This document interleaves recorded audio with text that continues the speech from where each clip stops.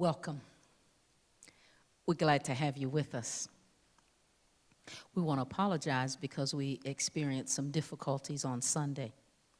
And we thought we would come back and redo Sunday worship. It is no way that we can recapture the presence and power of the Holy Spirit that was manifested in this place on Sunday. But what we can do at this moment is do a rewind and make sure that you capture the essence of the word.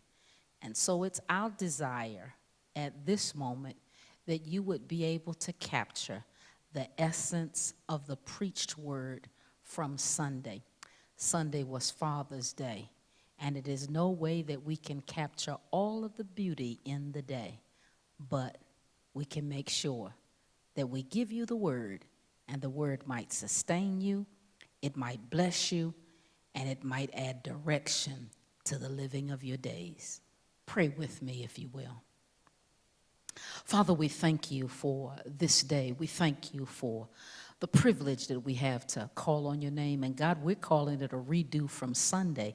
But every morning when we wake up, we realize that you give us a redo to get it right, a redo to walk right, a redo to live right, a redo to be blessed by you. So God, we ask that you would bless us in this worship experience. Give us eyes that we might see and ears that we might hear. Give us a heart that we might receive. Bless us, oh God, as we receive your word.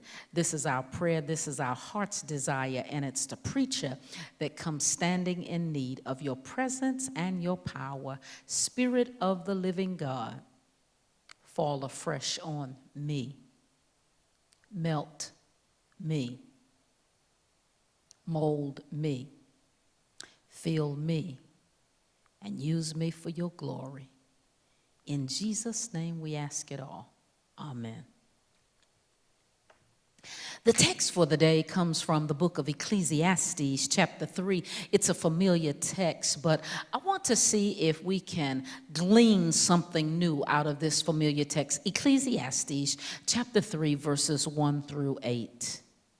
For everything there's a season and a time for every matter under heaven, a time to be born and a time to die, a time to plant and a time to pluck up what is planted, a time to kill and a time to heal, a time to break down, and a time to build up, a time to weep, and a time to laugh, a time to mourn, and a time to dance, a time to throw away stones, and a time to gather stones together, a time to embrace, and a time to refrain from embracing, a time to seek, and a time to lose, a time to keep, and a time to throw away, a time to tear, and a time to sow, a time to keep silent, and a time to speak, a time to love, and a time to hate, a time for war, and a time for peace.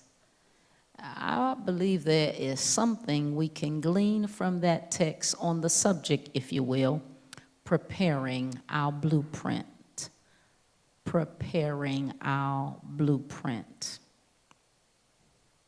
The Reverend Dr. Martin Luther King Jr. asked the question, what is your life's blueprint? You see, Dr. King went on to say, number one in your life's blueprint should be a deep belief in your own dignity and worth. You've got to believe that you are somebody. In other words, don't allow anybody to make you feel like you are nobody. Always feel like you count. Always know that you have worth. Always feel that your life has significance.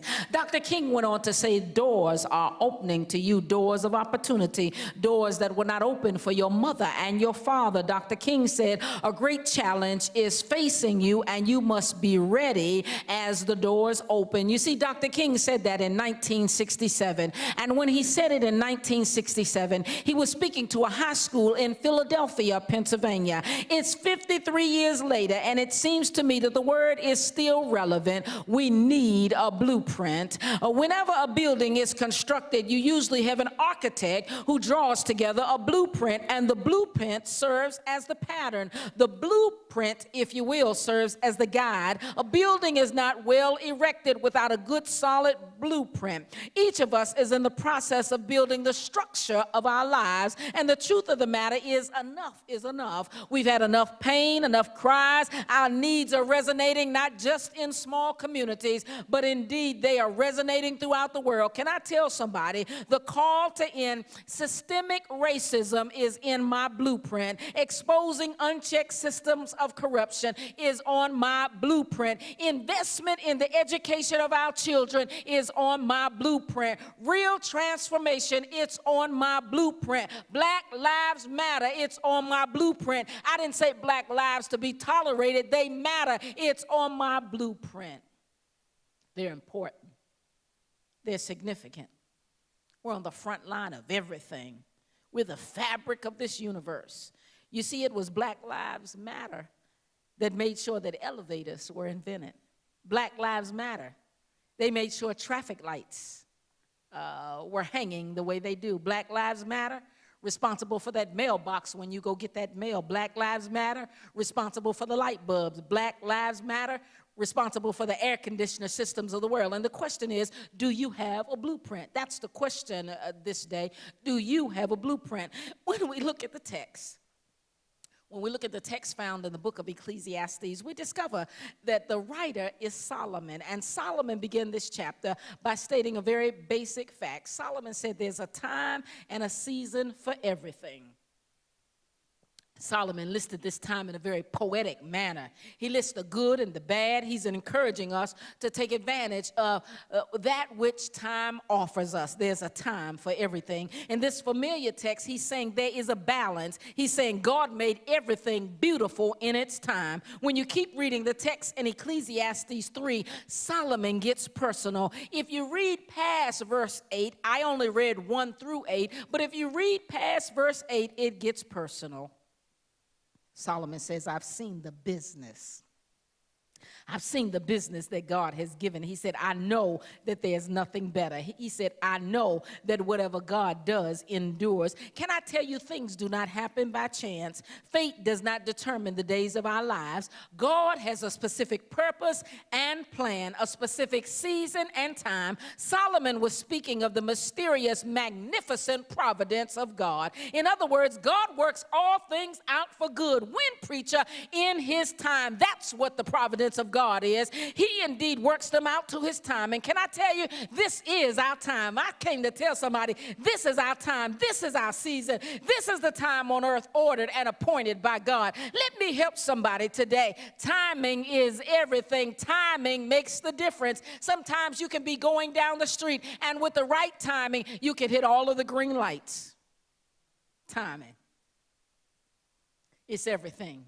You can be going down the street and all of the lights can be the right color at the right time, so you're not stopping at every single block. That's called timing. Timing is everything. Let me see if I can even make it plain. Ask a good mechanic about timing. Timing will make sure that your engine is running smooth. Timing will make sure that you're saving on fuel. Timing will enable the vehicle to have a smooth ride. Timing is everything. It will take your car up the hill real smoothly. Timing is the essence of everything that's needed. Solomon proceeds to list 14 sets of activities. These things are a part of every person's life. Solomon used a common literary device of the day. He listed extremes. Solomon was not only referring to the two specific events in each pair, but he was referring to the entire range of activities. He indeed was saying that there's a time and a place for everything on the continuum. These are opposites. There's birth over here, death over here, but guess what? Everything that happens from birth to death,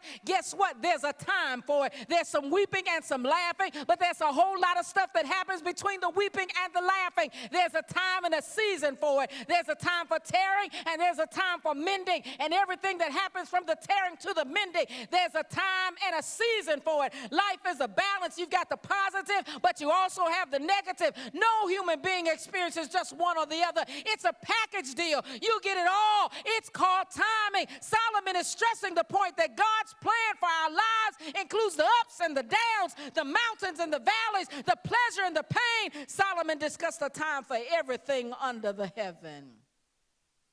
So I was unpacking the text. I noticed that he did not say that there was a time for forgiveness. Solomon, you are a wise man. Certainly you could talk to us about some forgiveness in the text, but I could not find it. It's so comprehensive. Where is the forgiveness? You did not mention it. I wanted to engage the text, and so I did.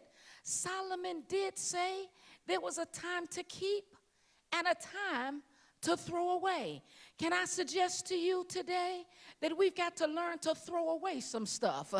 Let me say it again. We've got to learn to throw away some stuff. Can I suggest to you this day, if you're working on your blueprint, you can't hold on to everything. There's one word for that called hoarders, but there's another word in the context of the life of our Christian journey. You can't hold on to every single experience in life. You've got to discard some stuff. You've got to throw away some stuff. You've got to forgive some people for some stuff that happened to you. You've got to learn to get rid of some stuff. The words apology, apologize, forgiveness, and confession do not appear in the biblical text, but it seems to me that they are implied. Confessing and apologizing can be synonymous. I'm not going to break the word down, but it seems to me that they're in the same camp. Can I tell you that there's some management schools out there, and they're teaching people how to be managers, and they teach them never apologize, never explain. But can I tell you, those are some vintage thoughts that will not fly in 2020.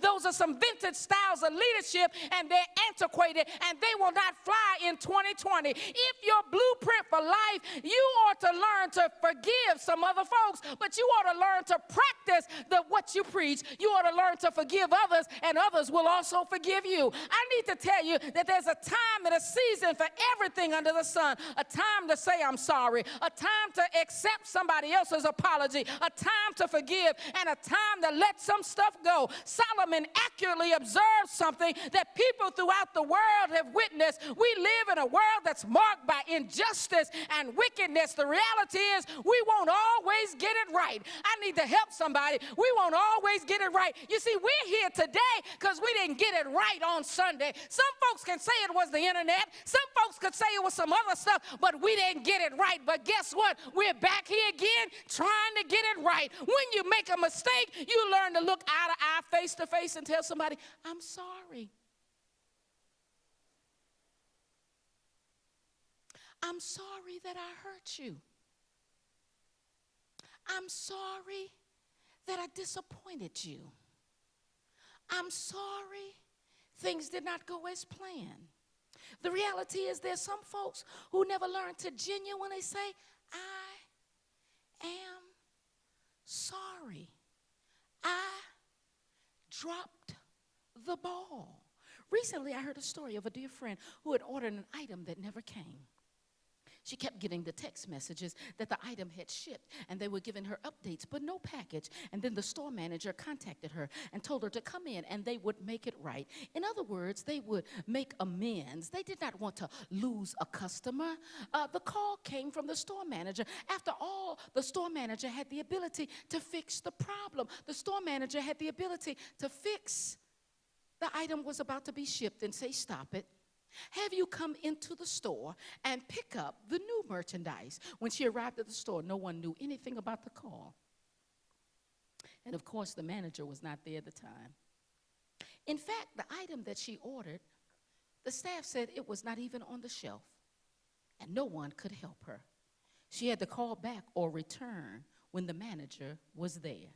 She said as she walked away from the counter and prepared to depart from the store, she started to turn around and give the clerk a piece of her mind. I can only imagine how she was feeling. After all, I could have stayed at home, but you called me to come into the store to pick up the merchandise. Now I get here and the merchandise is not here. But can I tell you that just as she thought about turning around and giving the clerk a piece of her mind, something happened. Something happened that caused her to keep walking out of the door and towards the car. Can I tell you that sometimes God will drop something in your spirit that will cause you to shut your mouth? God will drop something in your spirit that will enable you to walk away. God will drop something in your spirit that says, even though you hurt my feelings, I refuse to retaliate.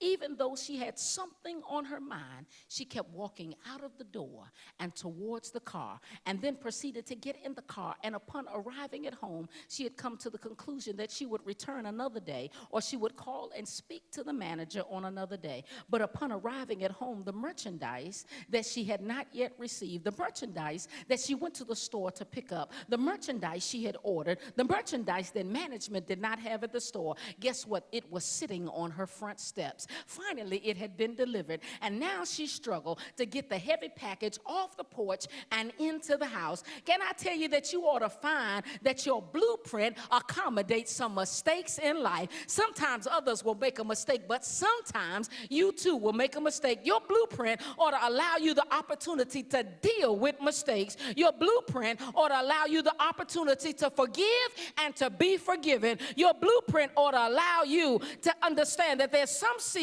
for keeping, but there's some seasons to throw some stuff away. Let me tell you something. Your job, your assignment is to work on your blueprint. A blueprint is designed by an architect, and the architect is skilled with coming up with a design that is unique, a design that optimizes on the conditions that the facility is constructed around. When establishing a blueprint for living, you will need to do some keeping, and you will need to do some throwing away. In other words, you will need to give some forgiveness, but you will also need to receive some forgiveness. The word forgive, check this out, comes from the Greek word that first means let it go. And the second meaning regarding the word forgiveness involves grace. Grace. Grace is God's riches at Christ's expense. Let me say that again, grace. Grace is God's forgiveness at Christ's expense. Grace is unmerited favor. Grace is God giving you and me what we don't deserve. Let me say that again. God giving us what we don't deserve, and certainly what we have not earned. In other words, if you're going to practice forgiveness, it means that you must reestablish a mutually beneficial relationship. And a mutually beneficial relationship means I have forgiven you so much so I'm calling you to come and walk alongside me. Help me, somebody. The Bible says, how can two walk together unless they agree? That agreement should involve some forward motion in life. It's called forgiveness. That agreement promotes a healthy environment. That agreement makes you approachable. You see, that's the reality of what's happening in the nation right now. Institutions are learning to walk alongside folks who are black, like me and somebody else, people of color. They're learning to fix the future based on the flaws of the past. The NFL is saying we are sorry. I'm sure you've seen it. The apology is at least 2 weeks old. I was looking at it just the other day. They are saying we are sorry for past failures. Roger Goodall, the National Football League commissioner, apologized. The NFL commissioner admitted that the NFL was wrong for not listening to the NFL players. We happy about that, ain't it? Keep looking at it. Sometimes you got to look carefully at what somebody says and what they do. You've got to see if the two match up. He went on to say, we encourage all to speak out and peacefully protest. I was talking to the men in my family. They were happy about that thing. He said, we are listening. He said, I'm listening. I appreciated the fact that he personalized the thing. He said, we believe Black Lives Matter. And he said, I personally protest with you, and I want to be a part of the needed change. Everybody got excited, didn't they? The NFL commissioner would say that. Well, Mr. Roger Goodall. Your deeds got to match up with your words. I'm no great football person, but I watch the family sometimes as they watching it. And it just seems to me he got to deliver on what he's saying. If you say you're sorry, if it's in your blueprint, if black lives really matter, I'd like to tell him no more empty words, but deeds of justice. Dr. Hesman, you don't even watch football like that. What you're talking about? Well, let me see if I can help you. If he really believes all that he says, he ought to go get Colin Kaepernick. That's my boy. Tell Colin Kaepernick when you took a stand, when it was not popular, when you paid the high price. No team has signed you since 2016. Mr. Roger Goodall, you ought to tell Colin Kaepernick we want to get it right. You got to redeem what he lost. He lost it because you were silent. He lost it because you wouldn't speak up. He lost it because you wouldn't say what you're saying right now. You must show the nation that you value the stand that he took and the knee he bent. You got to show him that the price he paid was not a personal price. Ray Charles used to sing, "Oh, beautiful for spacious skies." Have you ever thought about that? Ray Charles was singing America the Beautiful, and he had never seen it. Ray Charles was singing about America that didn't exist in his framework. He was singing about America that he could not see. God gave him insight and gave him foresight. When I look at Ray Charles, he saw beyond the ugly realities of America. You see, God gave him a vision of what America ought to be. Regardless of what's been, God can give you a vision of what ought to be. And when God gives you a vision of what ought to be, that vision ought to order your steps. That vision ought to change your reality. That vision ought to impact your blueprint. The third thing I want to tell you, and then I'm going to be done, about blueprints. Every blueprint is crying out. Let me say it again. Every blueprint is crying out. What are they saying? Every blueprint is saying, I want to be a living reality. Every blueprint is saying, I want to be more than a piece of paper. Help me, Jesus. Every blueprint is saying, I want to be more than a drawing. By the time I kept reading the text, by the time I reached the end of the 3rd chapter of Ecclesiastes, I discovered these words over in verse 22. So I saw that there is nothing better for a person than to enjoy their work, because that is their lot. Can I tell you that your blueprints ought to manifest into a beautiful structure? They ought to become a living reality. Blueprints have to be submitted, indeed, for somebody to accept it before the structure is ever built. Houses need a blueprint. Churches need a blueprint. That mall needs a blueprint. That grocery store needs a blueprint. The big box stores, they need a blueprint. Any building being constructed starts with a blueprint. And let me see if I can help you. We have an extension onto the building, and the extension came some years after. But before they could build the extension, we had to come up for the blueprint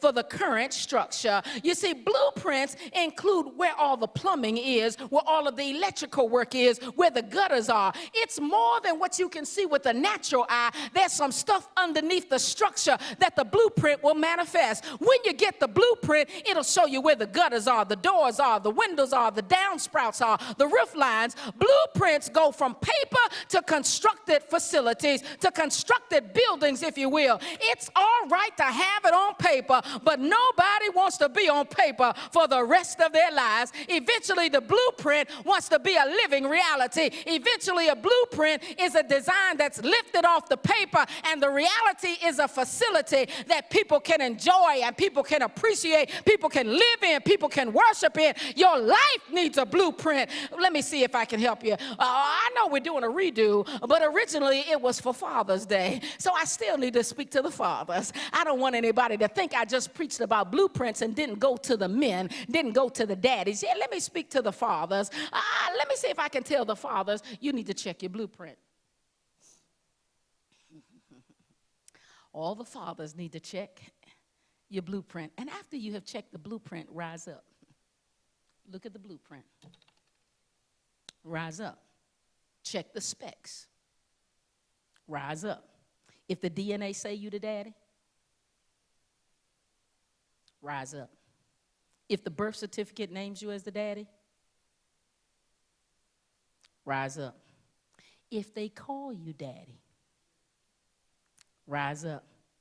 If the baby looked like you could be the daddy, Rise up. If you know that you know that you know, rise up. Can I tell you that the movement called Black Lives Matter reminds me that a rising tide lifts all boats. I remember one day I was in the car with Mr. George Harris, and he said that. I said, hold up, I got to catch that. I've got to write that down. A rising tide lifts all boats. In other words, a rising tide lifts all boats, anything associated with what's going on in the water. When the tide comes, everything that's in the water is going to rise up. Let me see if I can help you. A rising tide lifts all boats is associated with the idea that an improved economy will benefit all participants. And economic policy, a government policy, should impact everyone in a positive manner. A rising tide lifts all boats. In other words, if your boat is in the water, the tide ought to cause every boat to rise a little bit higher. In other words, a rising tide lifts all boats suggests that if you're in the water when the tide comes, expect to rise. The phrase is really attributed to President John F. Kennedy. Policies are changing. This nation will rise. Black men will rise. Black women will rise. Brown people will rise. Working people will rise. Our children will rise. Institutions responsible for teaching our children will rise. It's time for us to rise up. There's a song that talks about rising up. It's not some song that the choir would be singing. It's not some song that you can find in the hymn book. But the lyrics, I think, are certainly appropriate for us at this hour. You're broken down and tired of living on a merry-go-round, and you can't find the fighter, but I see in you we're going to walk it out and move mountains. We're going to walk it out and move mountains, and I'll rise up. Rise like the day, I'll rise up. I'll rise unafraid, I'll rise up. And I'll do it 1,000 times again. I'll rise up high like the waves. I'll rise up in spite of the ache. I'll rise up, and I'll do it 1,000 times again for you and you and you and you. When the silence isn't quiet and it feels like it's getting hard to breathe, and I know you feel like dying, but I promise we'll take the whole world to its feet and move mountains. We'll take it to its feet and move mountains, and I'll rise up. I'll rise up like the day. I'll rise up. I'll rise unafraid. I'll rise up. I came to tell you this day that this is our moment and season to check the blueprints. And when you check the blueprints, you will discover that they were not always designed to be on paper. It was designed that they would be transferred from paper to a living reality. Let us use this moment to check our blueprint and rise up. If you don't have a blueprint, let me check you and tell you, get yourself a blueprint and rise up. This is the word of God for the people of God. Thanks be to God. Come on and pray with me. Father, we thank you. Thank you for the day. Thank you for the word. Thank you, oh God, for this word speaks to us that there's a time and a place and a season for every activity and every event. Speak to us in this moment, oh God. Transform us in this moment, oh God. Renew us in this moment, oh God. Revive us in this moment, oh God. And bless us in this moment, oh God. But God, we know that when you bless, you're like a two-edged sword, so you can convict us. Convict us in this moment. It's in the name of Jesus that we ask it all. Amen.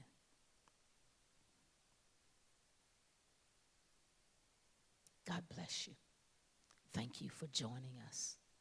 Normally, you can reach us on Sundays, 9:30 a.m. live. God bless you and God be with you until we meet again.